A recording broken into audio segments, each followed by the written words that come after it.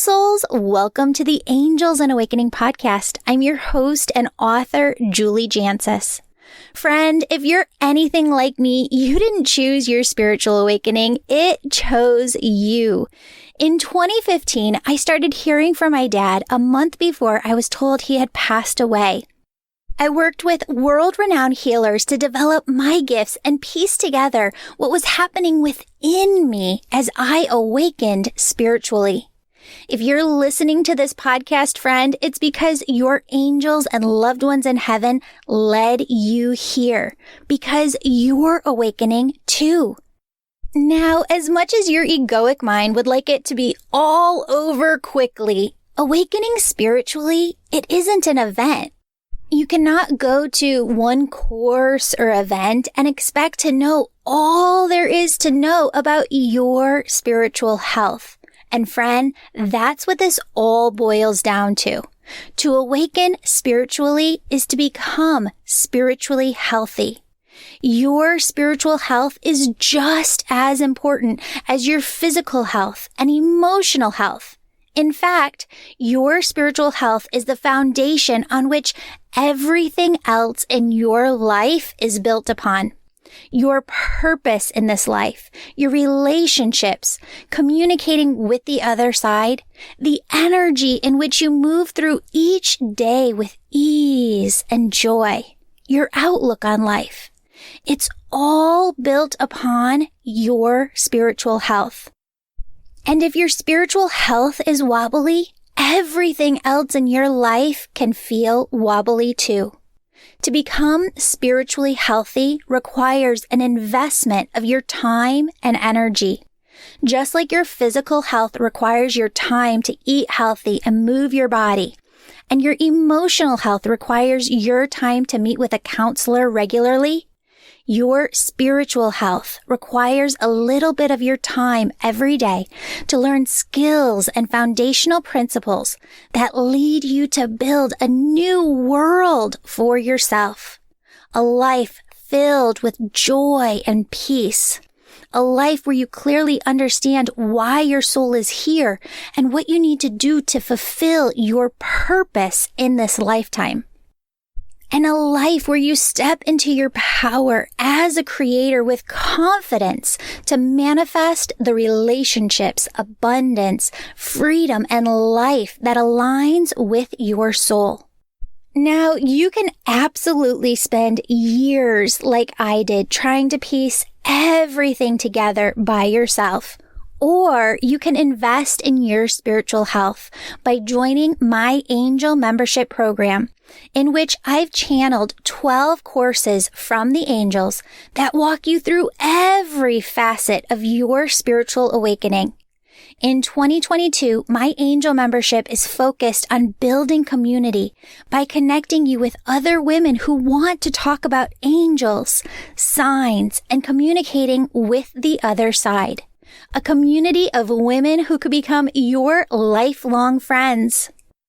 In addition, each month in 2022, there will be a new live workshop, 2 small group meetings, and a live healing circle. Friend, I want to help you step into your power as the soul God sent you here to be. But I can't help you unless I'm coaching you, and I can't coach you unless you're in my Angel Membership Program. If you'd like to learn more, message me on Instagram or book a free call to get all of your questions answered. Book your call on my website, theangelmedium.com, under the Angel Membership tab. When you register for the Angel Membership this month, I'll enter you into a drawing to win a free session with me. And I should mention that right now, being an annual Angel member is the only thing that guarantees you the ability to book a paid session with me. Friends, this next year is going to be your best year yet. And I'm so excited for all the good that is coming your way. Stay tuned at the end of this podcast to hear how you can get the Angel Membership for just $800 for the entire year, and a new meditation connecting you with messages from your loved ones in heaven.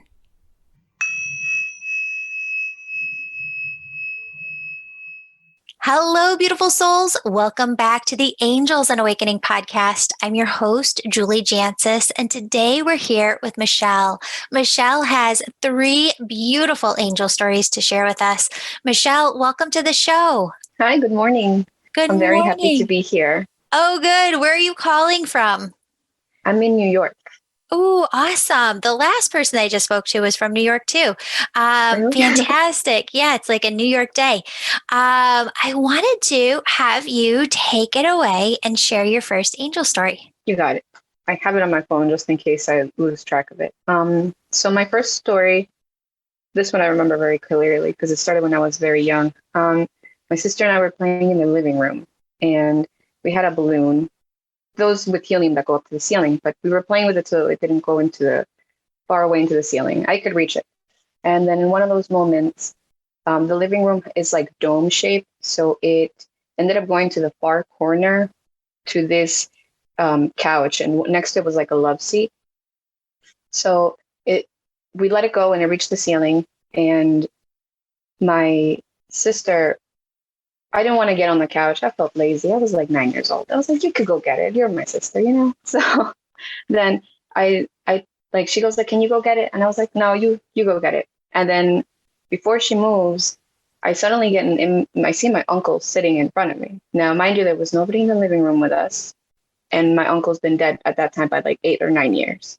And I don't remember meeting him because he died when I was 1 year old. So I was like, oh, this is very creepy. What do I do? And I didn't feel scared. I was very just shocked. I was like, I've never seen him alive. Like, what is this? And he tells me in Spanish, you know what's going to happen. You should go get it. So before that happened, because it was very quick, I got an image of my sister getting the balloon and her slipping off the love seat because it rocked back and forth, and she fell and hit her head. And I was like, that's such a weird image. I don't like that image. I'm not going to pay attention to it. But as soon as that happened, my uncle appeared and he was like, you know what's going to happen. Started to get off. By the time he said that, my sister was already climbing the couch and I screamed so loud. I was like, get off the couch. Don't touch anything. Move. And then I got on the couch and got it. And then I thought I was like, am I seeing things? This just happened to me. And then later on, a little bit later, I tell my sister, did you see anything that was weird? And she was like, yeah, wasn't he sitting right there? Did he just tell you not to tell me to get on the couch? And I was like, okay, this is good. We're not crazy. We both saw it. And as I was sending the angel story, I'm telling her about the story. And she's like, I still get the creeps. It was so intense how that happened. I'm like, you still remember? And she's like, yeah, I still remember till this day, very clear. Wow, that is incredible. So she saw it too. Like, that's the most amazing thing, because I've heard a lot of stories like this, but I've never heard of one where the other person sees it too. Yeah, that's why I was like, I'm so thankful you saw it, because I would have been like, it's just me. I'm seeing things. Wow. That's incredible. Okay, I'm going to keep going and I'm writing down some notes and we'll chat at the end. The next one is from a friend that I had for many years, but just, as life went on, we don't talk anymore. But this was in high school, it must have been like maybe 17, 16. So she had moved out of her parents' house. It was just the best decision for her. So she was living in a 1-bedroom apartment, and I consider myself one of her good friends, but there was always another crowd that she hung out with that I didn't hang out with them because I didn't really vibe with them. And she knew this, so every time we hung out, we would only hang out by ourselves. So by the time she had moved out, she had a boyfriend. Now, the boyfriend was affiliated with a gang, and I didn't notice until later on. But then she started telling me, he takes my car, he doesn't come back until like 3 days later. And I was like, that's a little weird. And my dad's always prepped me since I was little, like, these are the signs, these are red flags for people. So I'd be like, that's a red flag. And she's like, yeah, but he's nice to me. So I was like, okay. So then eventually she started getting tired of this. And she was like, I think I want to leave him. And I was like, I'll support you. It's very hard if someone's in a position like that. And she was like, yeah, but he's like already threatened me and said that if I leave, he's going to threaten me and my family. So I got very scared. So when we were having this conversation about how she should leave him, and she was telling me about him still taking her car, I told her, I don't know why she was in the driver's seat and I was in the passenger seat, and I just got this image, like a mini movie in my head of them arguing in the car, in the parking lot, and she's in the passenger seat, he's on the driver's seat, and then they both get out. They continue arguing, and then they switch places. So now she's in the driver's side of the car and he's in the passenger seat. So I don't know what the argument's about, but suddenly he pulls out a gun on her, and she goes in the car and locks the doors and drives away as he tries to shoot at her. I got goosebumps right now. But I was like, I don't know why I got this image. By this time, she knew me since I was 9, so she knew some things like this would happen. And I was like, I'm just going to tell you this because it might be a warning. I really don't want it to happen. I really, really hope you listen to me and, try to get away from this person. And I told her that, and we both went on with our day. So like a week later, when I finally hear from her, she's like, hey, can you come to my house? I just want to talk to you. It's like, okay. I'm like, yeah, so how are you doing? How's this person? She's like, you're not going to believe what happened. I heard your words in my head. And I say so many things. I was like, what did you hear? So she was like, no, I heard what you told me with that image. I was like, no way, do not tell me that he tried to shoot you. She's like, exactly how it happened. I was like, you've got to be kidding me. How are you? Like, are you okay? And she's like, yeah, we were driving in back from somewhere. And then we started arguing in the car. And as soon as we started arguing, I remembered what you told me. And I actively kept arguing with him and switching positions. And then I got in the driver's seat. And then I said that I just didn't want to be with him anymore. And she got in the car, locked all the doors, and drove away, as he did try to shoot at her. And then after that, I think they officially broke up. But I was like, girl, you don't need to be in those type of situations. Oh my God. And other things did happen with her, where I would she would go through some things and I would tell her, or I'd have dreams and I would give her warnings. But it was very draining for me because I felt like I would be able to help her, but I invested myself too much, which is why I was like, for now we just distance each other, because it was too many situations, not necessarily like that, but intense like that happened with her, that I was like, if I'm meant to continue helping you, we'll cross paths again. But for my own health, we have to individually grow. There's a ton coming through. I want you to keep going into your next story, but I'm excited because there's something new coming in that we haven't ever talked about on the podcast before. So yes. So I'm going to have you keep going and tell your third story. Okay, I'm excited about this one. It's my grandpa. I love my grandpa. Well, both of my grandpas have passed now. I love both of you guys. But my grandpa on my dad's side, he was always such a great guy. So he would always travel from New York back to Ecuador. We're Ecuadorian. So he would travel back and forth. And finally, when he wanted to come back and just live with us, we were like, okay, Grandpa, you come live with us. Now we have space for you, because we had to move.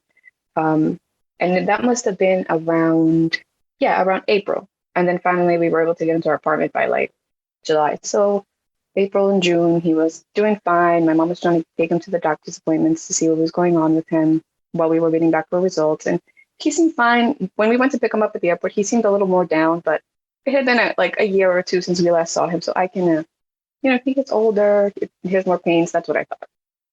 So about a month, let's say now about 2 months, when he's moved in with us, every time I would pass by him, I get the feeling that I had to hug him. I had the urge to hug him. I'm not a hugger. I like, if I feel it, if I really feel it, I like to do things genuinely. So I have to feel it for me to hug you, give you affection. My sister hugs out of everyone. She's like love for all. But for me, it's a little different. But I was like, I have to hug him. And I was like, this is such a different emotion for me.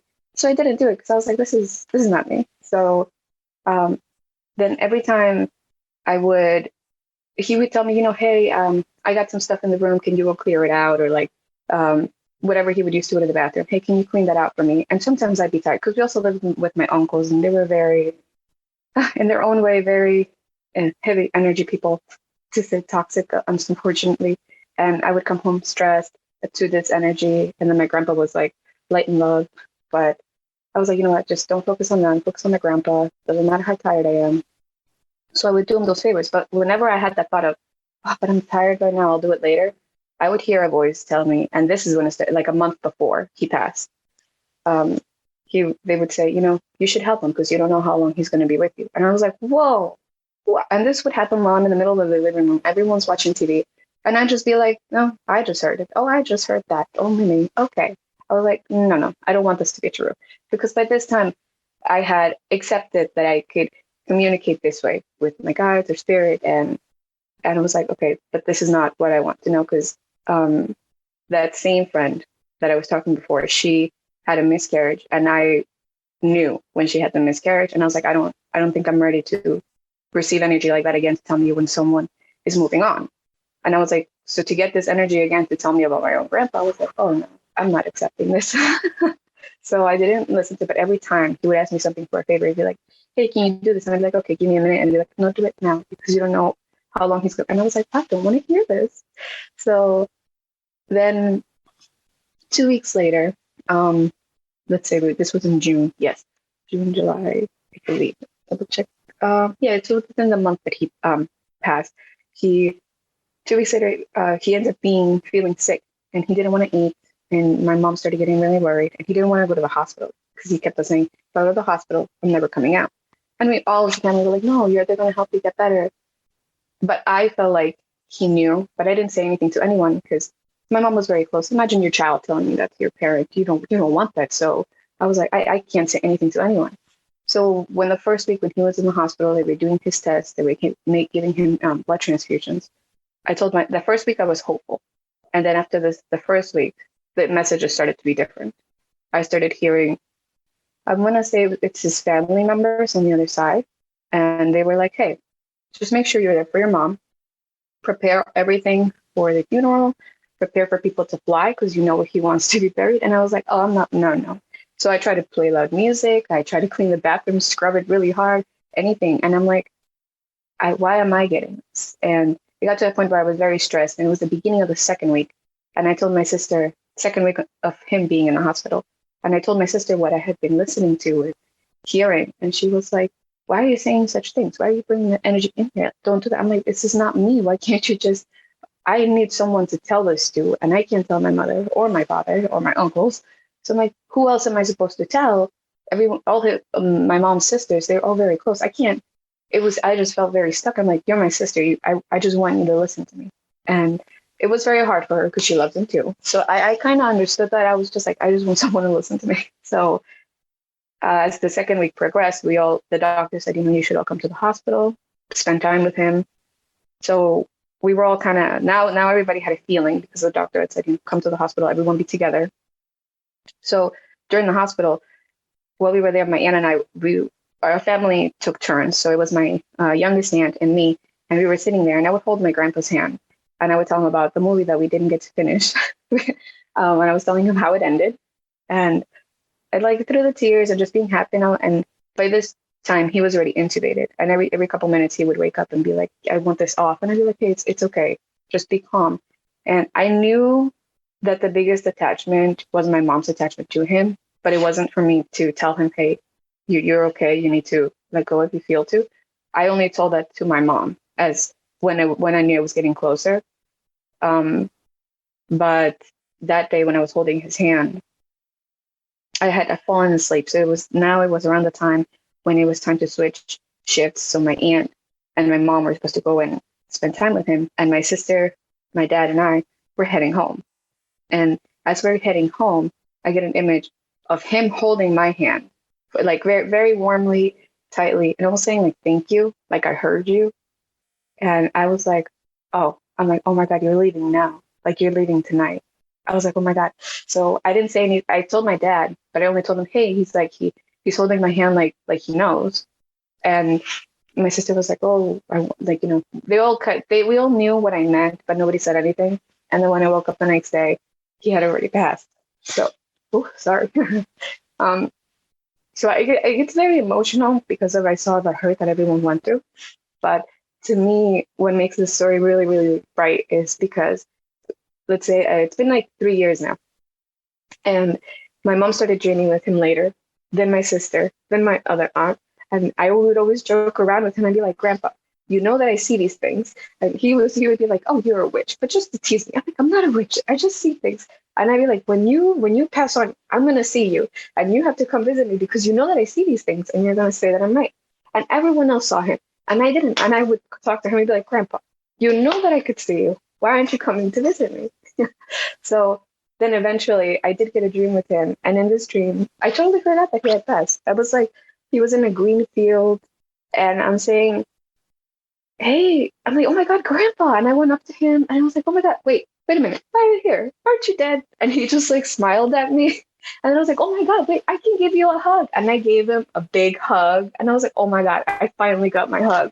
And then I woke up and I was like, you guys, I got my hug. So I feel like that's a very awesome story. I love my grandpa. He's such an awesome person. Oh my gosh. Well, this entire time I've just been in chills and they have been bringing through so many downloads of information. You know, when I got sick with my voice, I started to tell this story on the podcast and sometimes I get taken away like in a different direction and they have me talking and I forget to finish my original thought. And I think I did that earlier in September with one of the podcasts because I was telling people on here how I was so upset that I wasn't going to be getting to do my sessions because in my sessions, what I meant to say is I get so much information. Like it's fun for me to be in my sessions because still here, so many years later after starting my career, I still get new things that come through all the time. And they're like these epiphanies, right? Where it's like, oh my gosh, how did I not see that before? This is what you mean. And this is what they were doing the entire time that you were talking. And what they've shown me since is that it doesn't just happen in my sessions. It happens here in the angel stories too. It happens when I'm connecting with people in small group or big groups for the angel membership, because I meet with them once a week live in some way. And so they've been showing me how it's coming around in different ways too, not just in the sessions. Girl, there is a lot we have to dive into. And if you're listening to this episode today, friends, it's on purpose. Okay. There's somebody in your life that you need to hear this information for, or maybe you've had questions about this yourself and you need this information. So I want to preface with not all people have this gift. Okay. And I think that it really takes a lot of discernment and going inward to reflect because I've gotten the privilege and the honor of getting to work with thousands and thousands of people now. And there are people who will email me or who will like call in or try and get a hold of me in some way and say, this thing was coming through and I had to tell my coworker this or that, or I had to tell somebody this or that. And I've not known how to handle premonitions before, but they have just brought through a whole download of information. The premonitions of the stories that you gave, what they had me write down at the very beginning, gift of premonition, which is what you have. Gift of premonition. You see things before they happen. And when I say to people, spirit doesn't bring through anything negative, what they said is all of the premonitions that you had were to get to a positive, was to still get to healing, right? When your uncle came through and said, do not let her climb on that couch, she's going to hit her head and that could be a lifelong injury. That was healing because you did not let her do it. When you told your friend what was going to happen, it gave her the ammunition that she needed before it happened to not panic in that moment, but to have clarity so that she survived that situation. Oh, wow. Wow. That makes sense. I've always wondered. That makes so much sense. Wow. Your grandfather's passing was more for you to solidify your gift and also his higher self coming in, showing you in retrospect that he doesn't think of you as witchy whatsoever, that he is working with you 110%. Now it's interesting because I don't always see this combo, okay, on your spirit team. But as you were talking, you have a grandmother on the other side as well. Yeah. Okay, so she came forward first before anybody else, but then your grandfather that you were talking about came forward and he started showing me, and he wouldn't let up on it. He showed me this 4 times, that both Mary and Mary Magdalene are on your team. Mother Mary and Mary Magdalene are both on your team. But right next to them, as soon as he showed me this each 4 times, I said, okay, we'll just clarify. Buddha stepped forward.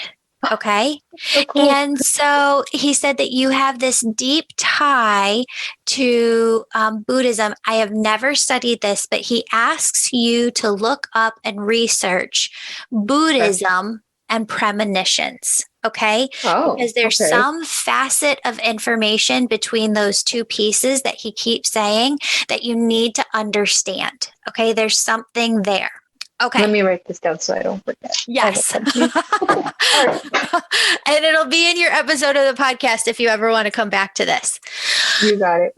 Thank you. Yes. Okay. We have to go deeper though. Okay. Yeah. You have always had this gift of premonition. You will always have this gift of premonition. It is who your soul is. So in the book that I just wrote, also called Angel. Congratulations, by the way. I'm very excited for that. Oh, thank you. The Seraphim angels came in one day in one of my first sessions, and they had me feel into the energy. They don't always have me turn a person over when I'm working with them in person. They had me flip this person over, work in their back, and I could feel wings. I could feel wings in their back. And they said it's a sign and symbol that the person that you're working with was tapped and asked to come here and help in this lifetime. Okay. That is your soul. I don't always feel it in everybody. I feel it in your energy. Those wings are there. I feel that because so many times my family is like, you're always so angry at the world. I'm not angry. It just makes me so sad. We could be doing so much better. I'm like, when people say like old souls, I'm like, maybe I'm an old soul, but I'm like, why don't we just all strive? Like, I don't know why everyone can't see it to mind. Like, just do good. If you're hurting others, you're hurting yourself. Even though life will take you through tumbles and you will make decisions and it will be very, very hard. I'm like, we should just be better. And sometimes I'm like, I resign from this job. I know it's hard. It is hard. Okay. We got to go deeper because there's so much more here. Your purpose in coming here is multifaceted, right? You can look at your purpose as a whole pie, and this is one slice of the pie. Okay. And this one slice is teaching other people about the gift of premonition, because a lot of people will take it and run with it in a heavy way. And I'm not saying that you haven't done this, but this is what I see a lot of times when people email in, that there has to be discernment between the message that's coming in and the healing place that we are supposed to take a person to. Like it was healing for your sister to not fall off that couch. It was healing for your friend to know that information in advance so that it helped bring clarity to the situation as she was going through it. We cannot, as a society, just be giving out willy-nilly messages to people that might be perceived as negative that take them to a heavy place, right? It has to be done with care. It has to be done the way that spirit wants us to. This is not my gift, right? This is not the gift that I work with on a daily basis. I cannot write a book about this because I don't have this gift, but you do. Okay. Can I ask you a question? Yeah. Very quick. Yeah. This same friend, when I said about her miscarriage, I had a dream the day before I spoke with her. One of my friends was holding a baby, and she told me, hey, when I woke up, I couldn't figure out which friend in the dream had the baby, but I was like, one of them I already had a baby, and it was just all of my girlfriends, and I didn't know who. When I woke up, she texted me, hey, can you come to my house? I got to talk to you. And when I got there, I was like, I have to tell you this dream first, because I think you need to hear this dream. And I told her the dream, and she was like, oh my God, how did you know? I was already, I'm pregnant. And as she keeps talking to me and she's telling me how excited she is about this baby, I knew within me, and I don't know why I knew this, but I just knew within me that baby wasn't there anymore. And I didn't tell her anything. I was just like, you should go to the doctor. You should really. And she was like, why are you pushing it so much? I was like, just because I'm worried. You just found out. It's the first month. That's what I said. But in my brain, I was shouting, girl, you have to go because it's not my place to tell you. But I always wondered, why did I know that? I didn't tell her that until 2 years later. 2 years after, she was like, why didn't you say anything? I'm like, because you would have said, you jinxed my child. You did something. I'm like, no, I just knew, but I couldn't tell you because I was scared that you would reject me. And I wasn't, I did it. It wasn't me. I didn't wake up the day, today I want to tell. No, it was, oh, I know this. So when you say discernment, was it correct that I didn't tell her and I waited because? Yeah, that's exactly what we're talking about. Yeah, because sometimes there is action to be taken and sometimes there's nothing that we can do. And the problem that I have struggled with before with the gift of premonition and teaching other people about it is when you really feel into it and meditate on the energy of it, what immediately comes up is this which comes first, the chicken or the egg scenario. Because what people will often think about is if you foresee like that event with your friend, not the miscarriage, but with her boyfriend attacking her. Which comes first, the chicken or the egg? Did Spirit bring through the message to you, the premonition of this happening, so that she could be prepared for it? Or did the energy come in and it was manifested because she knew about it? Right? And what they showed me very, very clearly as you were talking, because I've never said this before, this is Spirit calling this the gift of premonition. And I've never put it that way. Okay. Because I get things about people's future all the time. Whenever I'm in a session, that's what Spirit comes through. They're very clear. My gift is you're stuck in this area. This is the energy that you're in right now. Here's who's coming in on your Spirit team to talk about it, but here's where they need you to go. But it's never like something that could be perceived as negative, right? And when I say negative, like falling off the couch would be negative, or having the situation with your boyfriend would be a negative, but you're not talking about that. You did not create that energy. And that's what your entire Spirit team, that's what Mother Mary really works with you on. And actually it clarifies a lot for me, just working with them and you right now at the same time, that you did not create this energy. Right? However, what I'm trying to say is if everybody out there, because what they had me write down is this is a rare gift. If you had 1,000 people, 1 to 3 people might have this gift. So everybody who's thinking to themselves, oh my God, well, I should tell this person I had this vision of them coming, like getting into a car accident, or maybe this person's going to get divorced, or that we don't tell people that stuff. We don't tell them that they're going to have a miscarriage. We don't tell them these certain things because of that which comes first, the chicken or the egg scenario, which is very, very fascinating because I just asked Spirit, did Mishelle telling her friend about her boyfriend's behavior in the future alter the outcome of that situation? And they said yes. Oh my God.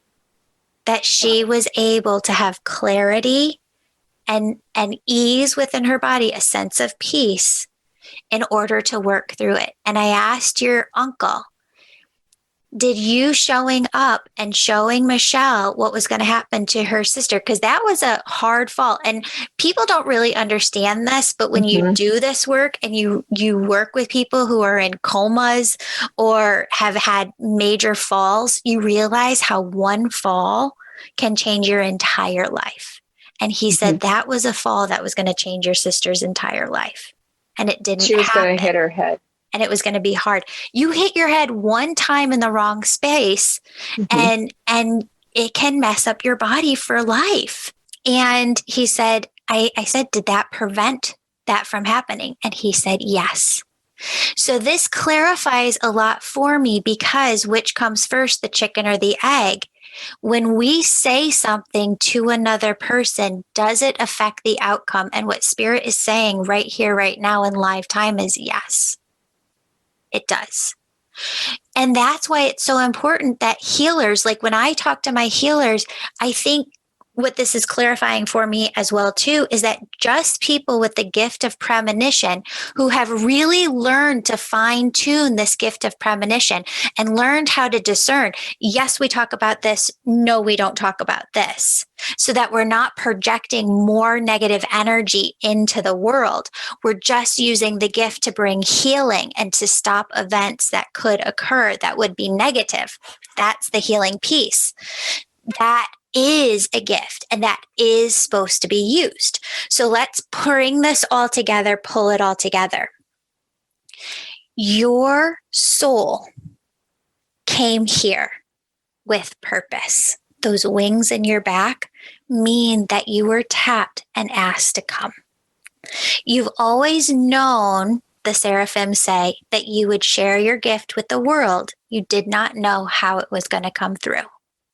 No. Sorry to interrupt you. When I was little, I was 18. I would see things. I would see like bodies, just like I'm seeing you, just a little bit like kind of Casper style, a little see-through.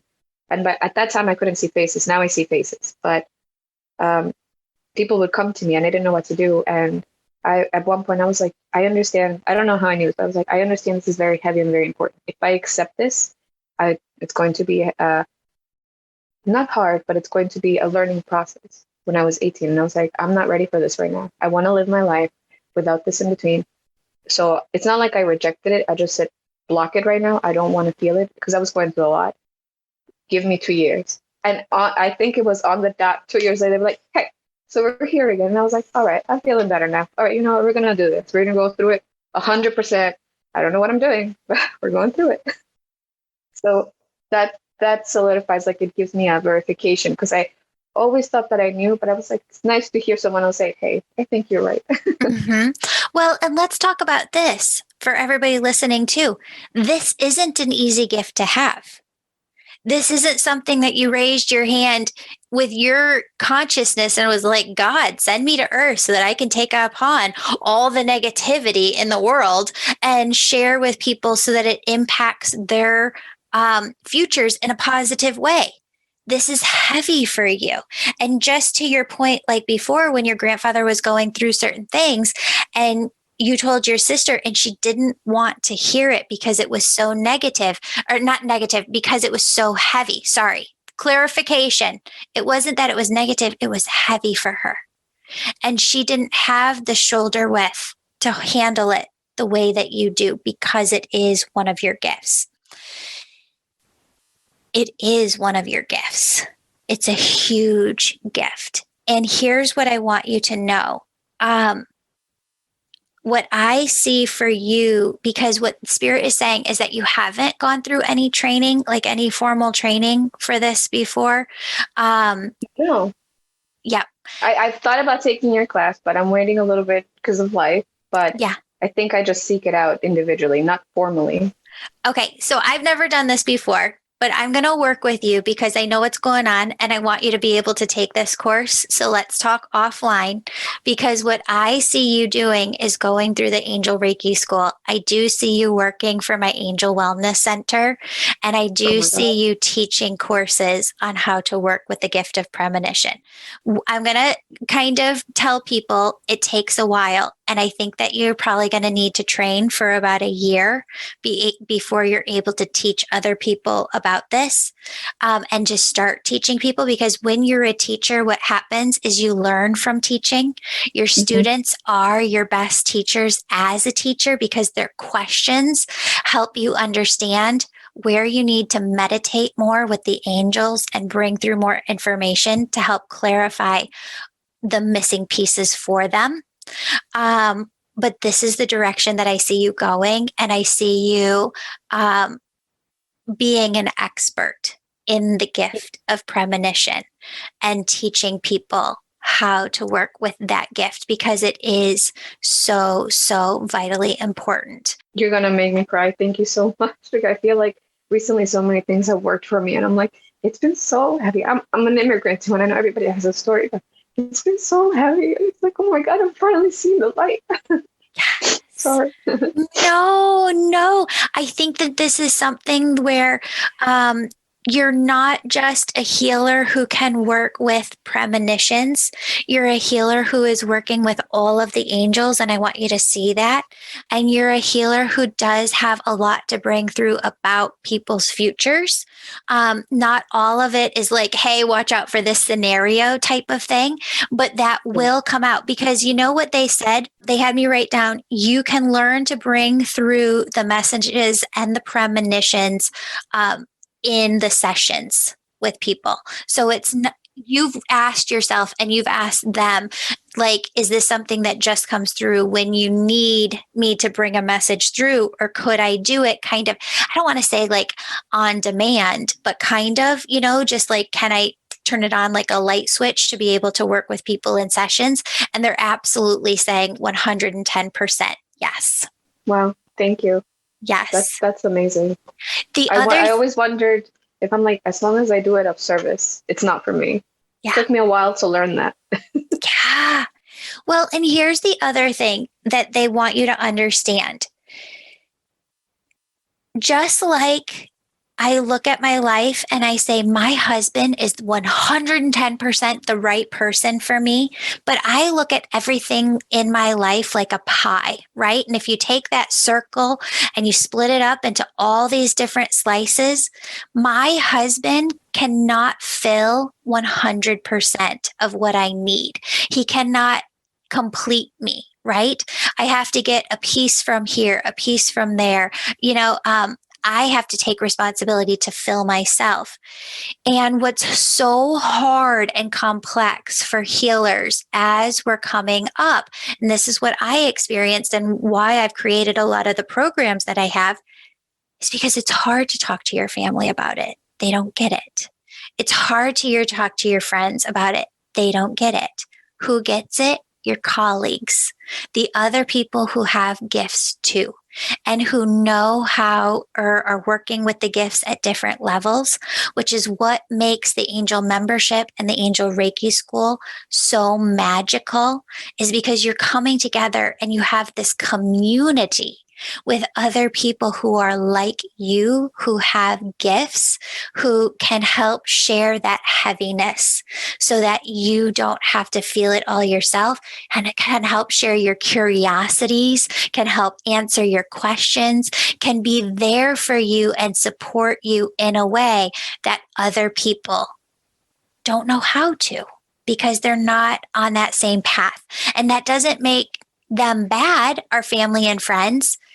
It just means that we have to take responsibility for filling our own cup and getting that support from the people who can actually give it to us. Does that make sense? Yeah. Okay. And that's what your grandparents, grandma and grandpa on the other side are really excited for you about, because they said together in the right community with people around you who have these gifts too, maybe not the same gift, but gifts, you're going to make and develop really close friendships. And that's awesome. You're going to grow by just leaps and bounds as a healer. And they're really excited for you about that. Oh, that's exciting. Yes. I wonder, I'm so thankful for everything that you said and for you just to be willing to work with me. Yeah. Thank you. I was not expecting that at all. I was just like, let's share stories so somebody out there feels the same way I did when I heard Julie's stories. Can I tell you something quick? When I, 2 years ago, I was in a very low point, just very, very heavy. I felt like I reached well with my rock bottom, and I found your podcast, and I found a couple others because I was like, I felt pulled. I just didn't know where. And I listened to the first 3 seconds of one of your episodes and I was like, she's too happy for me. I'm not at that level. And I couldn't listen to it. And I kept on sorting through podcasts and sorting, and I would always go by yours. And I'm like, I can't delete it. I can't delete it. So I would keep going.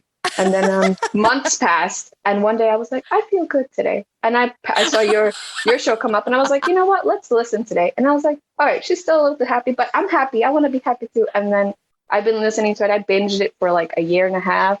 I'm up to date. And I was like, I love Julie. I'm like, have you heard Julie? You need to listen to Julie. Because she explains it so well. And it's, I don't know, you listening to your voice. And I know you know this, but listening to your voice and how you express it always calms me. It centers me. I'm like, okay, now I'm good. my morning drives are great. So yeah, thank you for that. Yay. Oh my goodness. Thank you. You're not the first person who's said this. A lot of people have said, do you always have rainbows up your butt? Or like, are you always pooping rainbows? Or are you really this happy? And I have my bad days, right? But my job is to bring to you uplifting messages, because if you want to feel low, you can go turn on the news, or you can go flip, here or there. But this is spirit's place to raise the vibration. And you know what? I've never done this before on the show where I'm like, no, this is where you need to be, and I can help you and I can bring you through to do this work. But I don't follow the rules on anything, marketing, or, just the way that I do the podcast. I follow spirit. And if spirit says, do this for this person or bring this person in, that's what I have to do, because that's what they're asking me to do. And that's what every single person listening, and you, Mishelle, that's all you ever have to do is go within, tune in to oneness, and through oneness, connect with that intuitive part of yourself and ask the questions and listen to those nuggets of information that come through, because they're there for a reason. And not everybody has the gift of premonition to say, hey, get off the couch or watch out for this situation. But everybody does have intuition, and everybody's intuition is connected to their spirit team, to God, their angels, their loved ones, their higher self. And they know everything that's coming, and they're trying to prepare you for it in some way. And so when you listen to them, you can go further, farther, faster, and this life can be more magical. Not that we never have our down days, always do, you have moments of every day that are lows and highs, but it becomes more magical and just so fun to just follow what spirit has for us. That's true. I've slowly felt it, and I like the episode that you have with Sensei Alex Fukuya, or the sessions that you did with him. Those helped me a lot. I was like, that's it. You can't live in Zen all the time. You just have to go back and find it. Even if it's 5 minutes, I stepped outside and I breathed in the cool air, and now I'm back inside. Just because it's a lot of energy from everyone, and then a lot of energy from you. So I think that helps a lot. So anyone listening, if you're just having a heavy day or so many things are going on, even hide in your bathroom and just be like, okay, this moment for myself, or I love my hair, or I feel good, or I'm proud of myself. I did half of what I did, but I did it. It's good. That's amazing. That's so amazing. That's exactly what it is. Mm-hmm. That's exactly what it is. Mishelle, I'm so excited for you. I'm so excited that I get to know you more, and I do want to connect offline. I'm so excited that you're here. For anybody listening, it is, November 8th, 2021. But in 2022, what Spirit says that we're going to be focusing a lot on, and Spirit is going to be asking everybody to make a priority within their life, is spiritual practice. So what you were just talking about, Mishelle, is you're right. You do ebb and flow at first a lot through spiritual awakening, through the highs and the lows. But just like brushing your teeth every day keeps like healthy gums, healthy teeth, and showering every day gives us good hygiene. And we have all of these little routines that we do. Our spiritual health comes from our daily spiritual practice.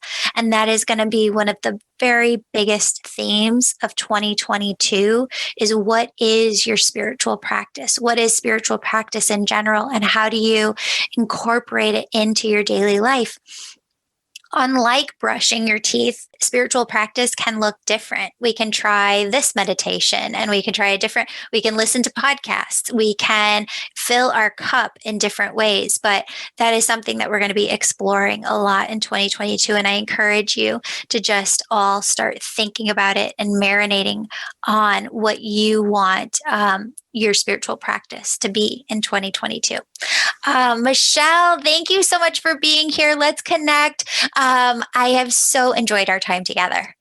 Me too. I'm literally so happy I found you and your podcast and you uplifted me. I'm very thankful for anything that you helped me with, big or small. I'm just thankful. Thank you so much to you and your team. Thank you for the platform as well. Of course, of course. Everybody listening, you can watch us over on YouTube where we are live with a video, or you can listen on the podcast, of course.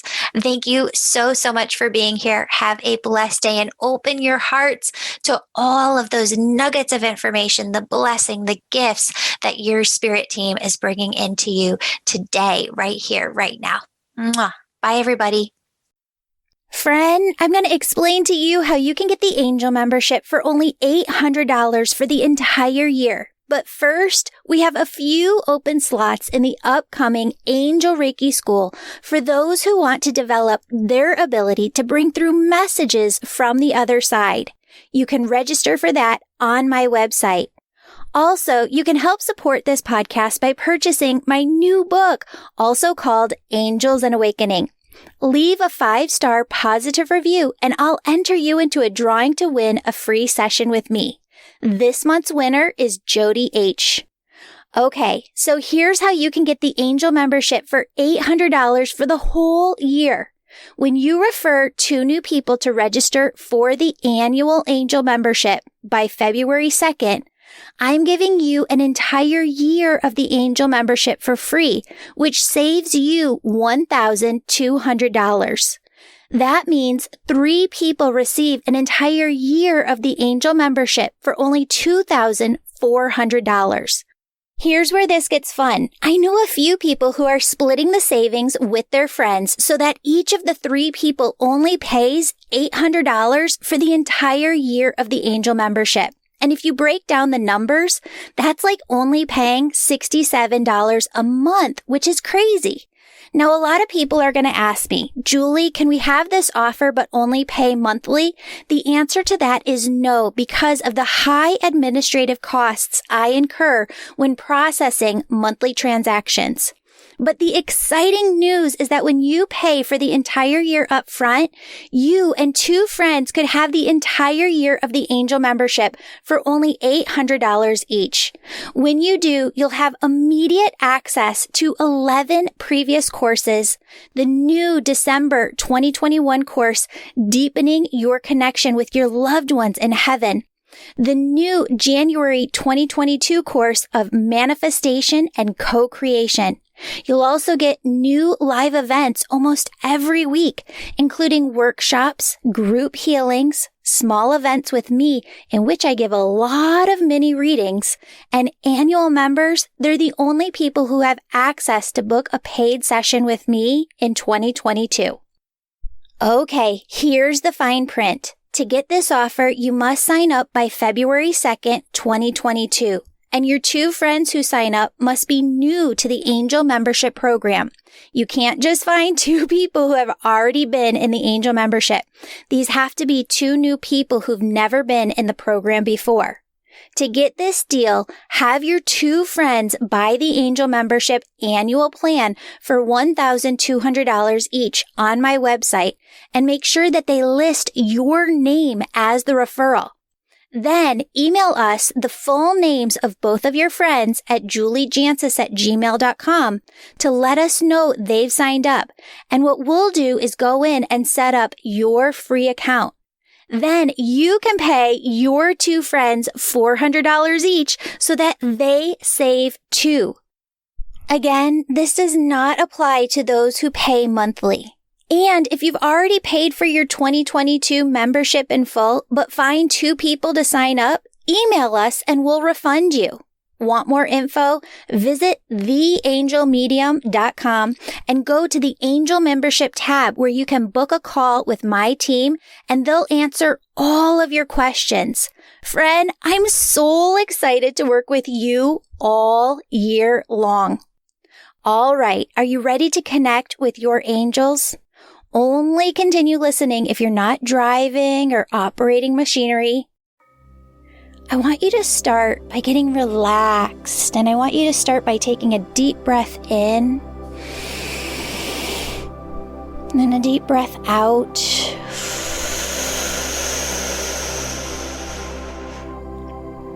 And let's do that one more time. Deep breath in. And then a deep breath out. I want you to feel a great love and peace surrounding you on all sides and moving through your physical body. And with your imagination, I want you to see all of your loved ones in heaven. Oh, it's as if they're right in front of you, smiling at you. They reach out and they embrace you with a big group hug. And as they do, you feel an overwhelming, palpable sense of love. Your loved ones step back from this embrace in order to communicate loving, positive messages to you. I want you to see one of your loved ones stepping forward who will communicate these loving messages on behalf of the entire group. And what they want you to know is that today, as you receive these messages, your inner child is standing to the left of you. Your higher self is standing to the right of you, and they're both holding your hand. Your loved one on the other side, who's speaking on behalf of all on your spirit team, they ask you to sit down with them in a place that feels loving and comforting to you, perhaps on a couch or a bench. And now you can see yourself sitting one-on-one, just you and your loved one. Know that everyone else didn't disappear. They're still there. It's just that you can no longer see them, so that your energy is highly focused, your attention is focused just on that one loved one in front of you. This loved one, they take your hand, they look into your eyes, and you can just feel that their love for you, it overflows from their being. And they say to you, I am so, so proud of you. Your entire spirit team is so incredibly proud of you. We see that you're tired, exhausted even. And we want to take this time with you to not only replenish, refresh, rejuvenate your energy, but also take away your fears.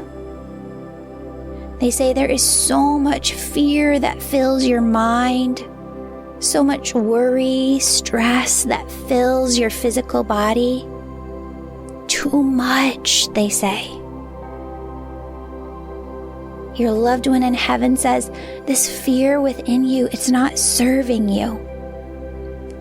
In fact, this fear within you is acting as an energetic dam. This fear within you keeps you spinning in a cycle of anxiety, confusion, and self-doubt. And as you're swimming in this anxiety, confusion, and self-doubt, it keeps you from being bold and taking action on the big dreams that God placed within your heart. Big dreams that would lead you to an extraordinary life. Your loved ones say, your fear keeps you small.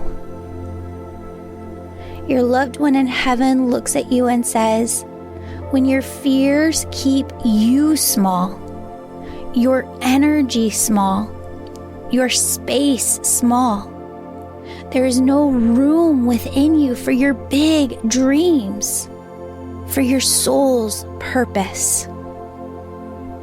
And over time, this fear pushes your big dreams and your purpose to the side, which can cause you to feel less like yourself. Your loved one in heaven says, we are proud of you no matter what you do, and we want the best for you. the best possible outcomes, and the best possible future, it's right around the corner for you. You've worked so hard and you're almost there. Keep going.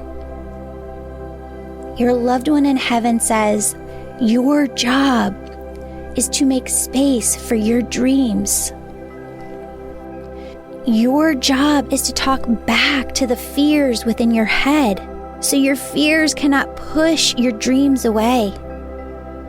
Your job is to daydream more, imagine more, research more, and pray to God until you hear what loving, positive step you are to take next in your path. Then your job is to take that leap. I'm going to repeat that last line because that is so important. Your loved ones in heaven say, your job is to take that leap with faith. Your entire spirit team, including all of your loved ones in heaven and all of your angels, they step forward and they ask you to look within your heart at all of the potential that is already within you. As you peer within your heart, it's like Alice in Wonderland, looking down a tunnel only to see a huge world inside of it. Beautiful soul, your potential is infinite, unlimited.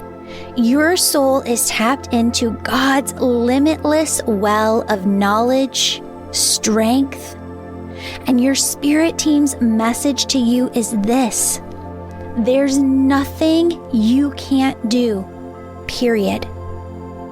Your spirit team says what matters more is what you want to do. Perhaps you just want to take a break this next year to reset, to spend time with your family. Awesome! Do that!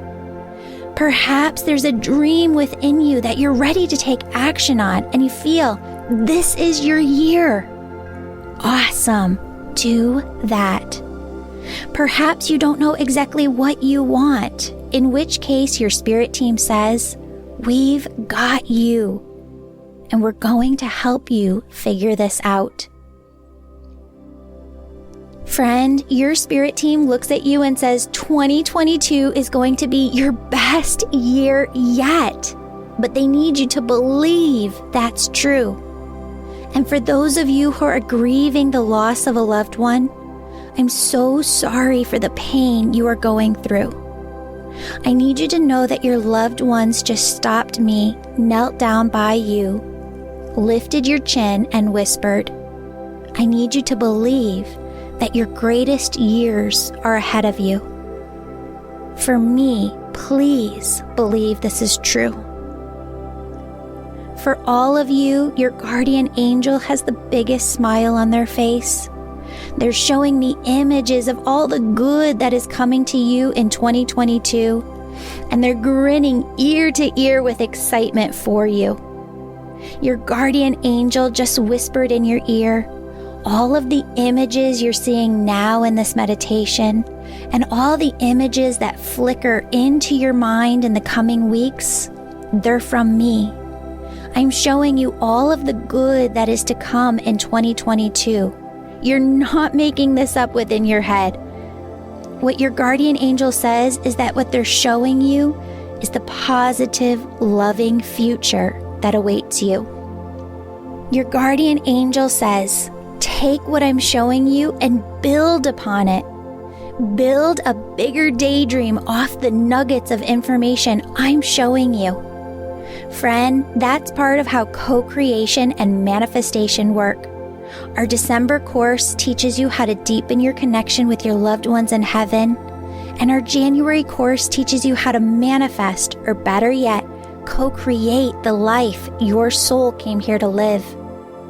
You can sign up for these courses individually or get them right away when you sign up for the Angel Membership Annual Plan. To close out this meditation, please see all of your angels and all of your loved ones in heaven coming in to give you a big, huge hug. As they do, they fill your entire body with an overflowing, radiant love. They say, use this love to fuel you. Know how just very proud of you we are.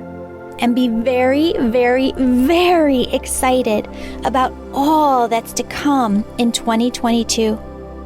Friends, I love you. They love you. Open up your heart to all of the blessings they're bringing into your life right now.